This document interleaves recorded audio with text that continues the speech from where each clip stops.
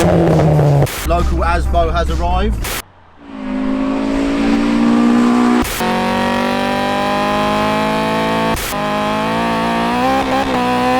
Ta-da! What do you think of my Ferrari, man? Jamie could quite literally pick it up.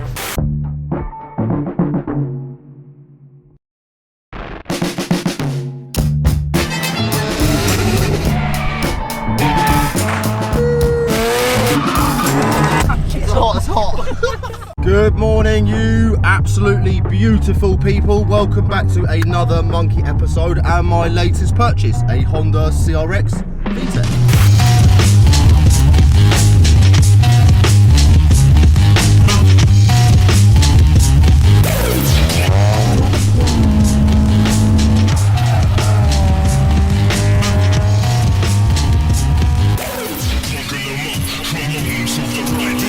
As you guys can tell, John is an extremely happy boy this morning because he is back in the Vtec. It's not the world's fastest car, but it is one of the world's most enjoyable cars. That's an absolute fact.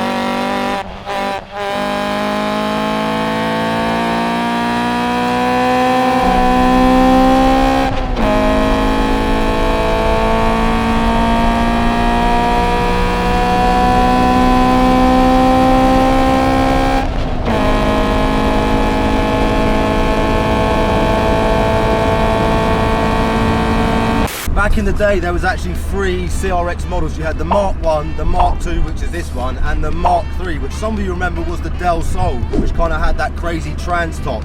左右のウィンドウが全開となります。トランクリッド。ルーフが上がり、ルーフがトランクリッドの中に収納され、下がり始めます。再びスイッチを操作してください。さあ、これでオープンエアモータリングが楽しめます。This Mark 2 is actually running a B16A2, which is the engine from the Del Sol. I believe originally about 160, 170 horsepower. There's a few cheeky little mods in this, like an intake and a skunk to exhaust. We can probably estimate around about 180 horsepower. Doesn't sound a lot of horsepower, but in a car that weighs as much as a shoebox, it's pretty quick.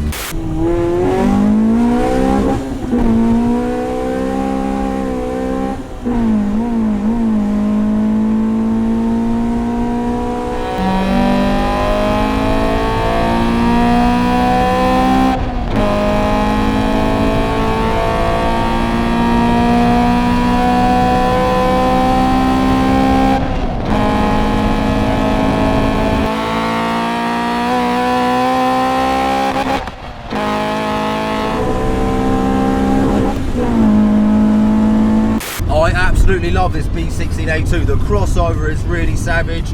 I guess the Del Sol was a little bit heavier as well, so having the slightly revised or the slightly later engine in this will kind of increase the power to weight ratio. The noise this thing makes as well is proper intoxicating. It is quite drony when you get on the motorway, but it does sound really sick on Vtec, so you can kind of forgive it. I'll give you guys an idea on a little third gear pull. This is 4,000 RPM wide open throttle.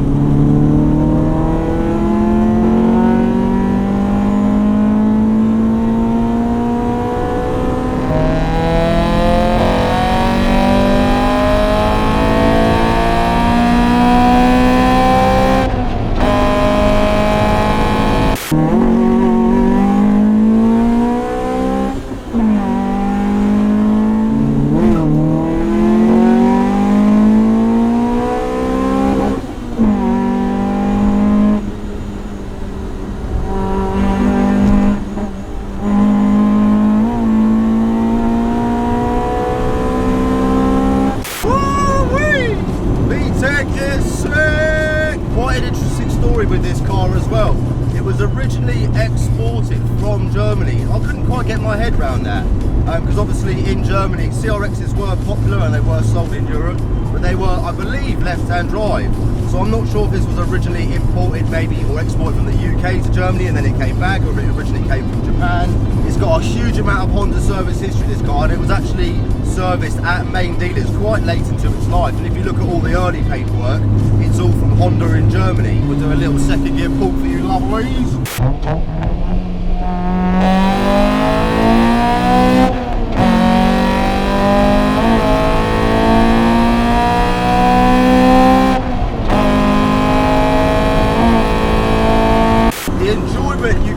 Driving this car, it is literally next level because the car is so light, it's so balanced, the chassis just feels so nimble. Like I said, it hasn't got masses of power, you know, compared to my BMW M3. This is quite a slow car, as it were, but it feels a lot faster. You know, the BMW does kind of take some of the speed away because it's very refined, whereas you do really feel every bit of speed in this car. So as much as it's 180 horsepower, it really feels like you're driving something with a lot more horsepower.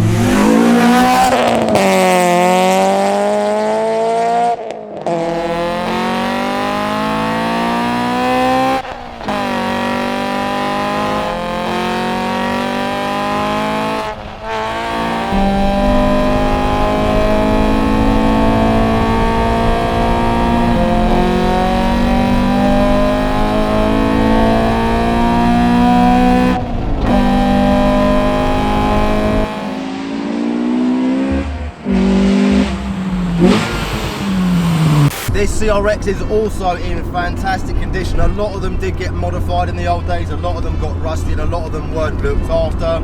All the sills have been replaced, the rear arches have been replaced, and the car was all fully resprayed a few years ago as well. Condition wise, this is a really, really nice one. Car is actually on skunk 2 coilovers as well. It is sitting quite low, so when you have adverse cambers you do sometimes scrape underneath. As a daily car it is pretty usable.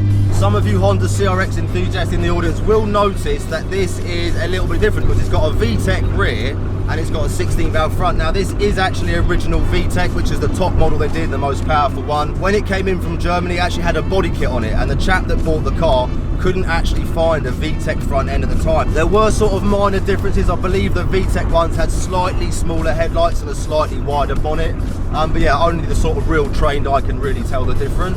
And here she is. Check out that 1991 retro goodness.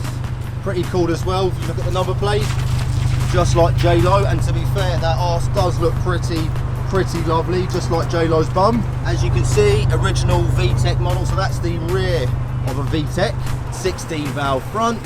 It's still got that little lump in the bonnet which does look quite aggressive, and it's also got a cheeky little fiberwork splitter down the bottom. She's also running a set of front uprated brakes and rear uprated brakes as well. Tyres are Falcon numbers at the moment. They're not too bad actually. I find the grip levels, relatively speaking, quite decent. I'll show you the inside. I am going to be making a few changes. As you guys can see, it's got a Code deep dish steering wheel, and it's also got a set of, I'm not sure what they are, I think they're probably Clydes, like fake brides, but I will be replacing these seats. They do actually look quite cool in the red, but I'm not really a fan of copied seats or sort of fake made seats.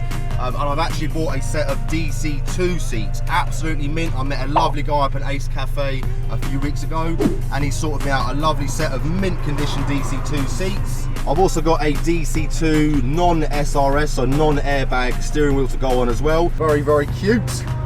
If we've got any Grand Theft Auto fans in the house, let me know below. You guys will remember the Blista Compact, which was actually based off the Honda CR-X. You can really see how little this car is. It's not quite as small as the Renault 5 GT Turbo, it's a little bit more spread out, but yeah, it's not a huge amount of size to it, as you guys can see. Little look around the interior, proper sort of retro, late 80s, early 90s dash.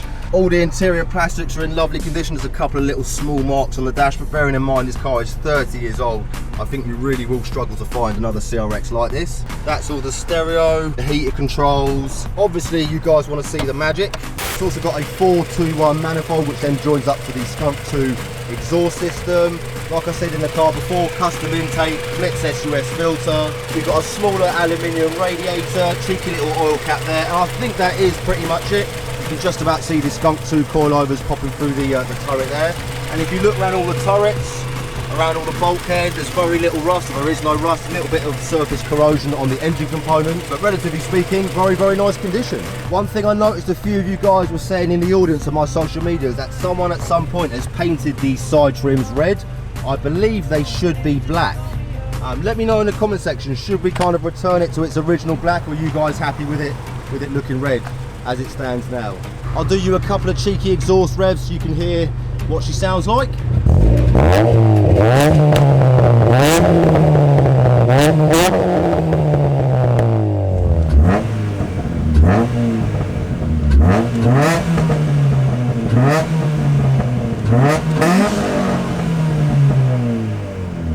Can't be too loud because we are in a very peaceful place at the moment, but yeah, that should hopefully give you an idea on what she sounds like from the outside. No doubt some of you in the audience will probably want me to turbo this. I would maybe disagree. I've obviously already got a boosted V18 C4, and I think this really is optimum power levels for this car. Any more and it will become a bit of a wheel spin machine.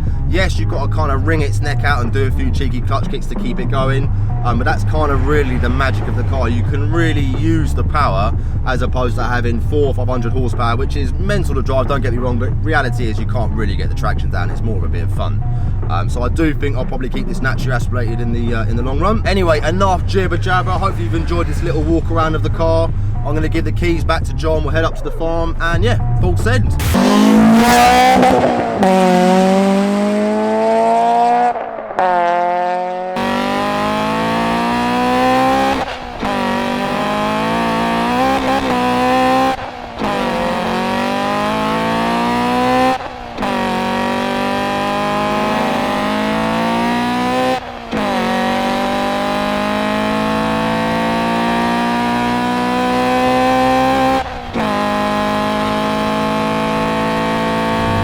Man, matey in the van's fucking loving it.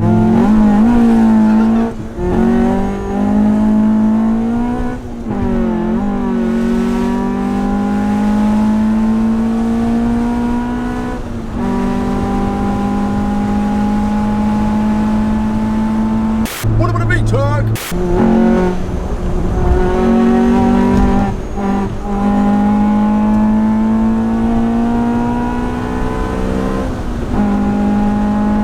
Don't forget as well, you lovelies, check me out today. I'm wearing my beautiful Monky London JZX jumper. Absolutely fantastic embroidery. Don't know if you can kind of see, but got my JZX on the back. And my JZX is also coming along well.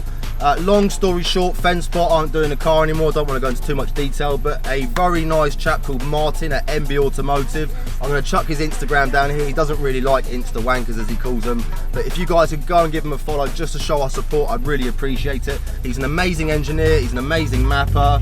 He mapped my S15. I think you guys can sort of tell that car was absolutely sick.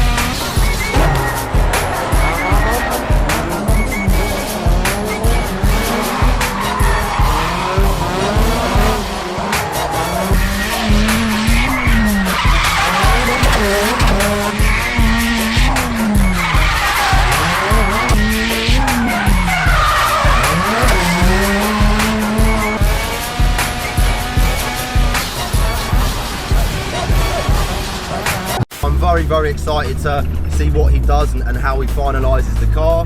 But yeah, that will be back very soon. I know a lot of you have been asking in the comment section where is the JZX, but I will get that back on the channel ASAP. We're now in a local town. Local Asbo has arrived. Do bear in mind when you watch these videos, I know you see John doing full sends, but he is quite clever. He does do it in moderation. If you are in a town or in a city or near schools or people walking with kids or whatever, old people, do bear in mind they probably don't want you ragging it past, especially with this big fart can on the back. So yeah, do try and do your full sends in moderation. There's always a time and a place for everything.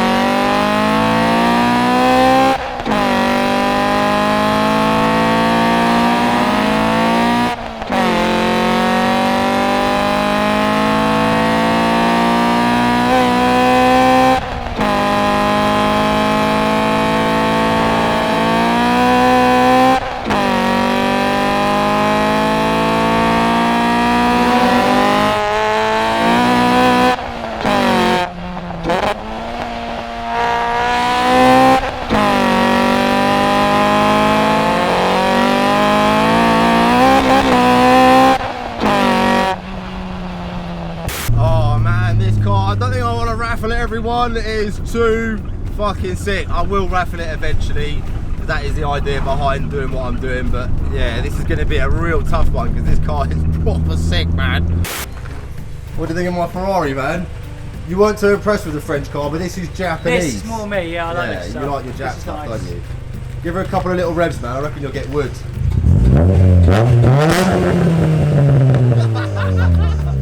It's very fart candy, but I'll tell you what, Scouts, it fucking rips. I think they weigh about 900 kilos. It's got about 180 horsepower, so it does shift. What's on the dash? EML? Yeah, so I might need to do Focus. some Scouse diagnostics. To be fair, John's been sending it for about an hour. Do you feel like it's got a problem? Nah, it doesn't hesitate at all, nah. Out of 10? 10. Yes. She's nice. No, 9 because it's red. I'm not a massive red car fan. Oh, but it's Ferrari. Really cool. So as you guys can tell, we are at Carson Performance. The other thing you've got to remark is it's tiny. Obviously, like your... Jamie could quite literally pick it up. And there's literally no room in the back whatsoever. It's definitely a 2+2. First up, I've got the Carson Performance Hoover. I'm going to give the car a nice little spruce. I've got rid of the old mats. Obviously, we've got the new mats in the back, which I'll chuck in a bit. So it's going to give the interior a nice little spruce, give her a quick little clean on the outside, and she should look a lot better.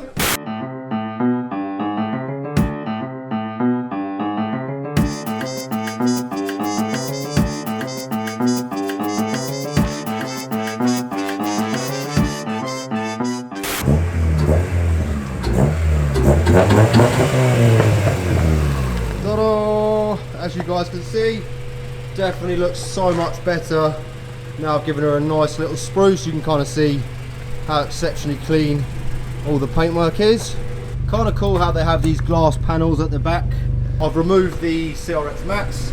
As you can see, we've just got bare floor at the moment. So here we go. These are the lovely mats that I've bought. They're about 70, 80 quid these. They've got a lovely pile, lovely feel to them. That gives you an idea on the first mat. Oh, they're lovely. Such a difference, isn't it? Look at that. Yeah. What a difference a set of mats makes. That pretty much wraps up today's episode. Obviously, car is now looking a lot cleaner, and now we put the new mats in there. Definitely makes a massive difference. I'm going to be catching up with Scousey next week to diagnose the engine light, and we're going to be fitting the DC2 seats and the DC2 steering wheel as well. As always, hope you guys enjoyed the video. Make sure you give it a like, put any comments down below. I'll do my best to get back to you, and look forward to seeing you soon. Peace.